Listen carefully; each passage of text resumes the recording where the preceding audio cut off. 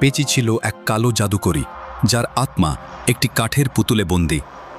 একদল বন্ধু সেই নিষিদ্ধ বনভূমিতে প্রবেশ করে এবং একে একে ভুতুরে শক্তির শিকার হয়। দলের ভেতরকার মিনা আসলে পেঁচির বংশধর, যে বলিদান সম্পূর্ণ করতে চেয়েছিল।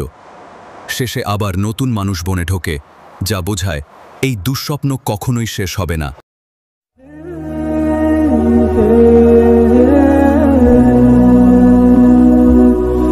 গল্পের শুরুতে এক দম্পতি বনভূমিতে ক্যাম্প করতে আসে। প্রথমে সবকিছু স্বাভাবিক মনে হলেও রাত নামতেই অদ্ভুত ঘটনা ঘটতে থাকে। স্বামী রাম হঠাৎ একটি গাছ থেকে টহল কাটতে গিয়ে এক অদ্ভুত জিনিস খুঁজে পায়, একটি কাঠের পুতুল যার গায়ে লোহার পেরেক গাঁথা।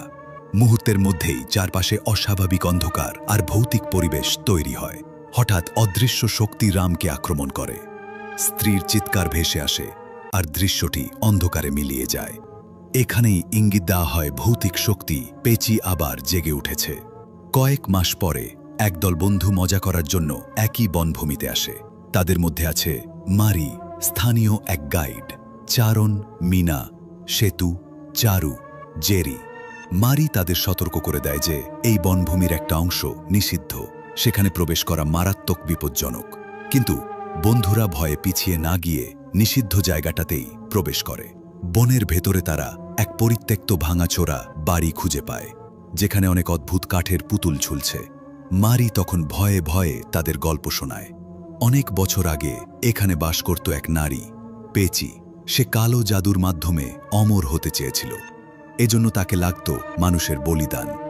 একসময় গ্রামের মানুষ আর এক সাধুর সাহায্যে পেঁচিকে মেরে ফেলে এবং তার আত্মাকে বন্দী করে একটি কাঠের পুতুলে। সেই থেকে বনভূমি অভিশপ্ত হয়ে যায়। জেরি তার ক্যামেরায় হঠাৎ কিছু অদ্ভুত ছবি ক্যাপচার করে, যেখানে দেখা যায় বিকৃত মুখ আর ছায়া।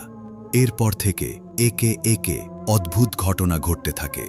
বন্ধুরা ভয়ে পালানোর চেষ্টা করে, কিন্তু বন যেন তাদের আটকে রাখে। একজন করে দলের সদস্যরা অদ্ভুতভাবে মারা যেতে শুরু করে। চারু রহস্যময়ভাবে নিখোঁজ হয়ে যায়। সেতু অদৃশ্য শক্তির হাতে নিহত হয়। চারণের ওপরেও ভুতুরে আক্রমণ নেমে আসে। মারি নিজেও সন্দেহজনকভাবে মারা যায়।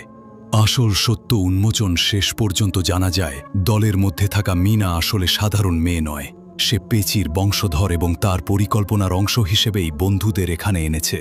পেঁচির আত্মাকে সম্পূর্ণ শক্তিশালী করতে 7 জন মানুষের বলি দরকার ছিল। মিনা ও পেঁচি মিলে ইতিমধ্যেই 6 জনকে বলি দিয়েছে, এখন আরেকজন বাকি।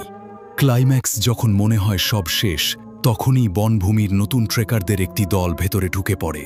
গল্প বুঝিয়ে দেয় এ অভিশাপের শেষ নেই, একবার শুরু হলে তা চক্রের মতো চলতেই থাকে। অর্থাৎ পেঁচির আত্মা আর কখনো মুক্তি পাবে না, আর নিরীহ মানুষ এভাবে বারবার তার শিকার হবে।